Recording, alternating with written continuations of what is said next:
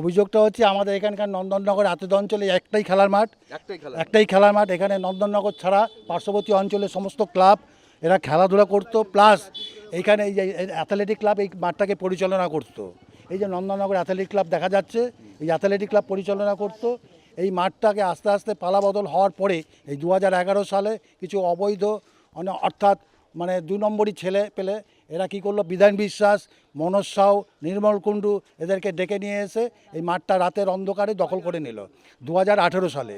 এবার আমরা যখন রুখে দাঁড়ালাম বিভিন্ন প্রতিবেশীরা মিলে, তখন 200 ছেলে ওদেরকে মেশিন গান নিয়ে দাঁড় করিয়ে দিল। আমরা তার কিছু করতে পারিনি এবং রাতের অন্ধকারে এরকমভাবে দিনের মধ্যে 7 দিনের মধ্যে হাই পাঁচিল দিয়ে এটা ব্যাংকোয়েট এবং রেস্টুরেন্ট করলো। তারপরে এখানকার অপরাজিতা ক্লাব একটি ক্লাব আছে, এই ক্লাবকে ওরা 14 কাঠা জায়গা দিয়েছে বলে ওরা এটা কিছু আন্ডারস্ট্যান্ডিং করে নিয়েছে।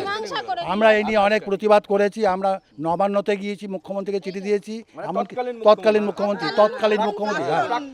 প্রাক্তন মুখ্যমন্ত্রী তার কালীঘাটে তার বাড়িতে চিঠি দিয়েছি, সাংসদ দমদমের সাংসদ সৌগত রায়কে চিঠি দিয়েছি, আমি রাইটার্সে চিঠি দিয়েছি, এমনকি 2টো পৌরসভায় 2টো থানাতেও চিঠি দিয়েছি। সেরকম সমস্ত কপি আমাদের কাছে আছে।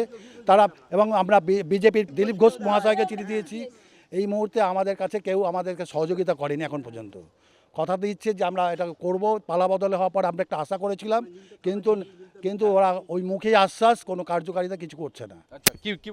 আমরা যখন এটা অভিযোগ করেছিলাম এটা বেআইনি, সম্পূর্ণ বেআইনি। এই অঞ্চলে একটা মাত্র খেলার মাঠ এবং বাচ্চাদের খেলার মাঠটা কেড়ে নেওয়া হয়েছে বলে আমরা প্রতিবাদ করেছি। রাতারাতি এই উঁচু পাঁচিল তুলে দিয়েছে, এই পাঁচিলটাও তো বেআইনি। যখন ব্যাংকোয়েট হয় সারাটা রাত ডিজে চলে, আমরা যখন বেরিয়ে প্রতিবাদ করি যে আমরা ঘুমাতে পারছি না, বাচ্চাগুলো পড়াশোনা করতে পারছে না, উল্টে আমাদের বলে বাড়ির ছেলেরা কাল সকালে অফিস যাবে না, বাড়ি ফিরবে তো, এই রকম হুমকি আমাদের দেওয়া হয়েছে।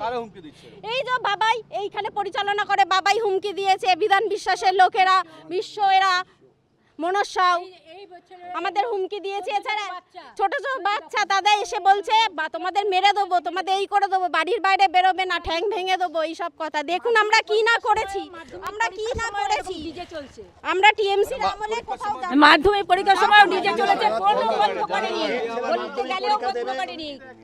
ইভেন দ্যাট এই যে রাস্তাটা, এদের বক্তব্য হচ্ছে এই রাস্তাটা পর্যন্ত ওরা করে দিয়েছে, যেহেতু এখানে সারাক্ষণ যখনই এখানে কোনো অনুষ্ঠান হয় পুরো লাইন ধরে এখানে এটাকে পার্কিং করে দেয়, এটাকে পার্কিং বানিয়ে দিয়েছে। আমরা যখন বলি বাড়ি থেকে বেরোতে পারি না, এবং যারা এখানে অনুষ্ঠান করে তারা এসে দিন রাত এখানে দারু সেবা করে আমাদের বাড়ির সামনে। মানে মদ্যপানের জায়গা আমাদের এই গলিটা, এবং আমরা প্রতিবাদ করাতে বলেছে হবে যা